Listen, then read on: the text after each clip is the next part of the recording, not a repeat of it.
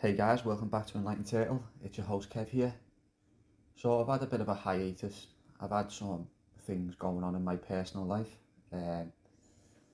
We won't bother going into it, there's no need. But I'd just like to let you know I'm back, I'm refreshed. I've enjoyed my sabbatical, if you will, and I'm ready to get straight back into it. The naming of Albion. They were daughters of a king so powerful that he was never subject to anybody. So nor did they want to be subject to anybody, and nor did they want to have masters or be under any constraint. Each wanted to be an absolute mistress of her husband and everything he possessed. That's a passage from Des Grant's Gaines, or The Great Giants, circa 1250 to 1333. Now, we are going to be discussing the daughters of this great king, but we're going to go into the naming of Britain before it was Britain. In ancient times, God sent a flood to drown the sinful races, but afterwards the survivors repopulated the world and learned to sin again. Kingdoms were re-established and proud kings ruled over them. In Syria, some 3,970 years after the alleged creation, stood such a kingdom, ruled by such a king. He lived in his marble palace with his 30 daughters, the eldest of whom was Albine. Like their parents, his daughters were wondrously tall, but they held none of their father's imperial power. This was not at all to their liking. All the while they were trapped in marriage to barons. They would be no better than slaves.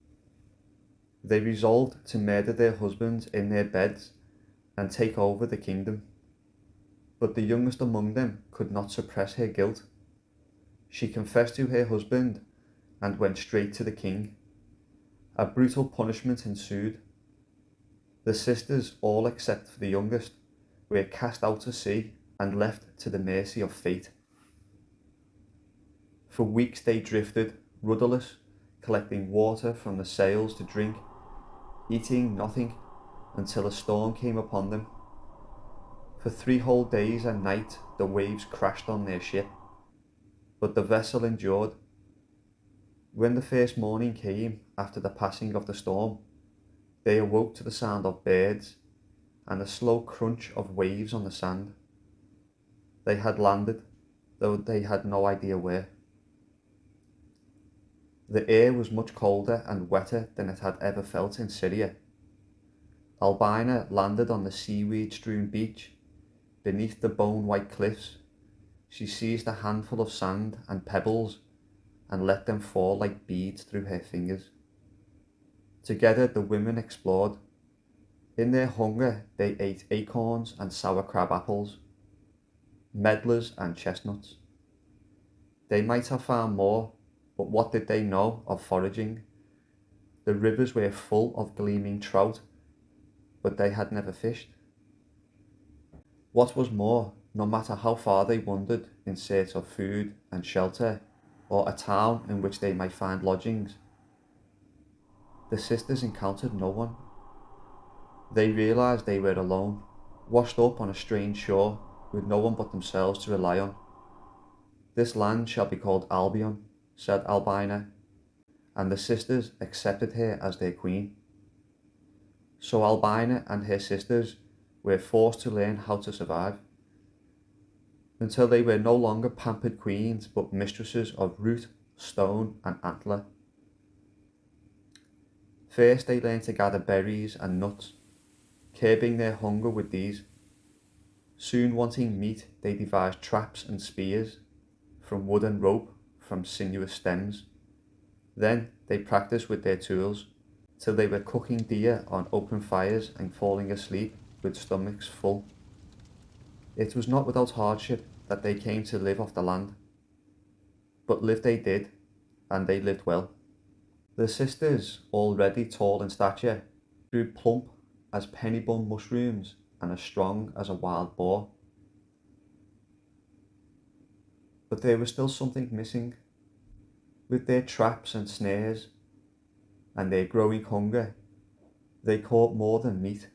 It came to pass, whether enjoying long summer evenings or sitting around fires in autumn, to huddling in caves in winter, the sisters began to long for sex, for their lust was soon detected. The devil and his legion ascended to the deepest part of the forests and caves, thickening the air and visiting the women after nightfall. When they saw the spirit's eyes in the darkness, they knew their own hunger was as nothing to the hunger suffered by these beings. Their eyes were red from an eternity in the darkness without touch. Their lips were pale from the chill of the ages of neglect. All at once the sisters ached with pity, and in the vessel of the night they enveloped the spirits with their tender touches, and the spirits sowed their seeds in them. In this consummation of dawn, the devil slid from the women's arms and back down into hell. After a few weeks, Albine and her sisters suffered violent sickness. Their bellies swelled as if they were already at full-term pregnancy, and all by the time they had gestured for 9 months, they barely escaped with their lives, as if some magic kept their outsides from splitting like overripe plums. When they finally gave birth, their screams sent eagles flapping from the mountaintops and knocked fish insensible into the depths of the northern lakes. When the pain finally passed, the mothers were intact and weathering the wails of their enormous, hideous sons and daughters.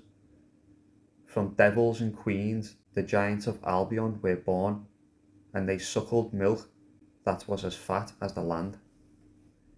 Albine and her sisters lived from the land until they were old.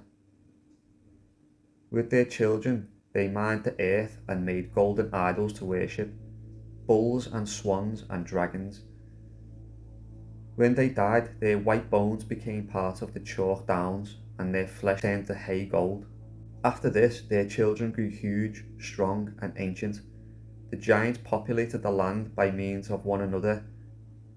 Though they fought with more passion than they bred, each giant claimed the territory and guarded it jealously from their neighbour. They worshipped the golden idols, and they feared no invasion, for who would disinherit the devil? The legend of the 30 Syrian sisters, it survives in both Latin and Anglo-Norman French versions. The latter is called Des Grands Giants, or of the Great Giants, as mentioned near the start of the video, and dates to between the mid-13th century and second quarter of the 14th. It places a great emphasis on the sisters' ingenuity. Here follows the passage. But Albine and her sisters were clever and inventive, and put their minds to thinking of something. At least with a lot of ingenuity, they made a good number of devices using branches. They made nooses to catch animals. They made traps out of wood to catch birds. They made lots of things, and set them cunningly to snare game and also take fowl.